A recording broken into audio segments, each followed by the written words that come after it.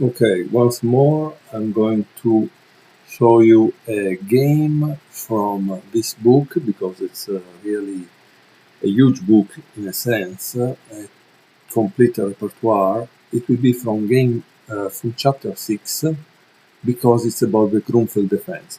Notice that Moskalenko, being an expert trainer, it also tell you which games to watch in order to understand in which endgames you will end up, okay?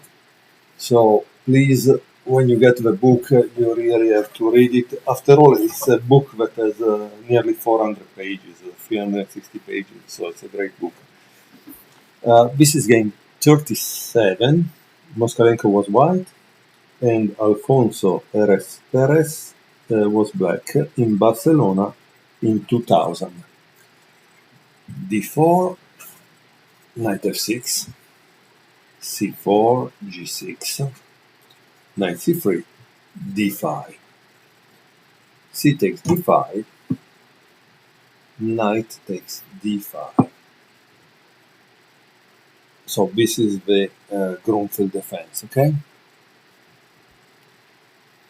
Bishop d2, bishop g7. And here there is already an analysis diagram because black could have played instead of this c5, okay? So clearly the Grunfeld is huge and the Moskalenko covers it thoroughly, right? e4, knight takes c3, bishop takes c3, c5. Again, also here there are some alternative, practically a quarter of the page is dedicated to the alternative black has with the different lines, okay? Now, if you were white, what would you play? Here it says, in the mainland Grunfeld, it is difficult to make this move, which is d5. So, in the mainland Grunfeld, it is difficult to make this move so early because the c3 square would be occupied by an unprotected piece. Okay. So, bishop takes c3, b takes c3, castle.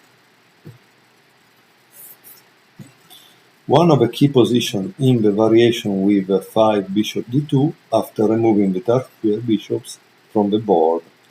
White is strategically better, although he has to solve some problems in the center and with his development. Okay, so how do we continue here as white?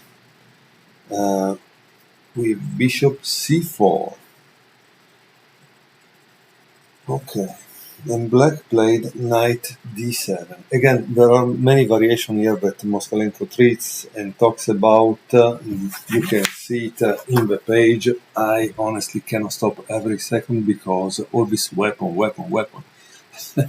So, because obviously he has done his job as a teacher, but for a video review of a book, probably it would become cumbersome to show them one by one, okay? Okay, after knight d7, white continues with knight f3, knight b6, and queen d3.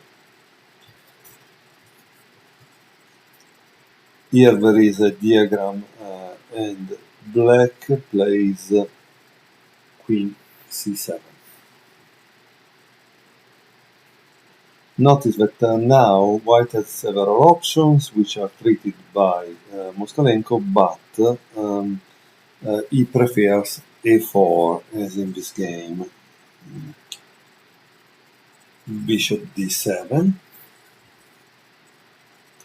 and bishop b5, c4, and queen d4. The white queen comfortably occupies the central square, controlling the entire board. Bishop takes b5, a takes b5, and rook f d8. In order to attack the center, queen d7 would be too slow. Okay, and here it shows why. So let's continue. Now it's white turn. If you were white, what would you play? H4. And it goes to the attack. Here it says, in this game, I prefer to play in a more complicated fashion. After this move, white has to attack the king, while black the center. Who will arrive first? Of course, he said that a possible alternative was rook d1, okay?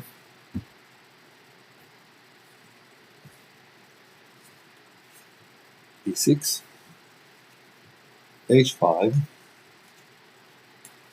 e takes d5, and now there is a diagram, so what would you play if you were white?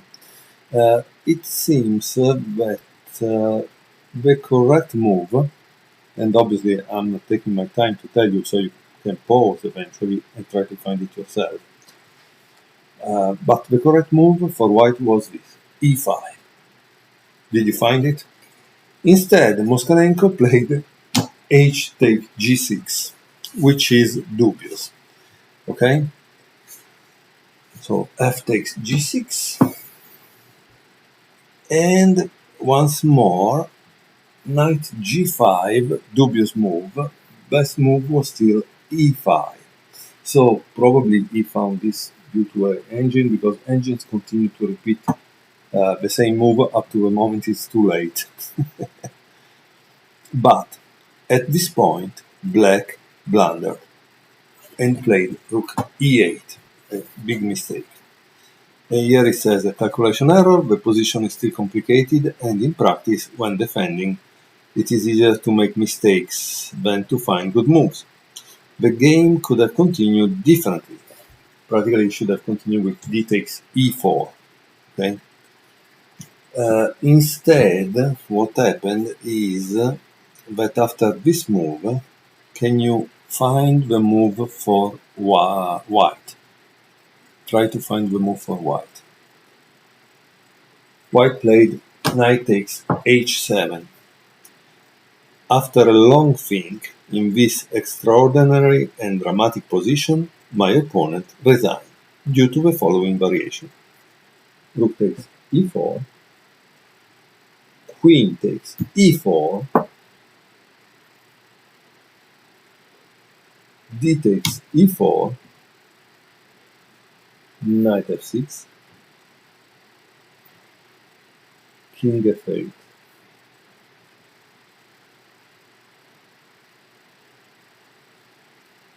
Rook h8, king d7, rook h7, king d8, rook d1, king c8, and rook h8, and checkmate in two moves.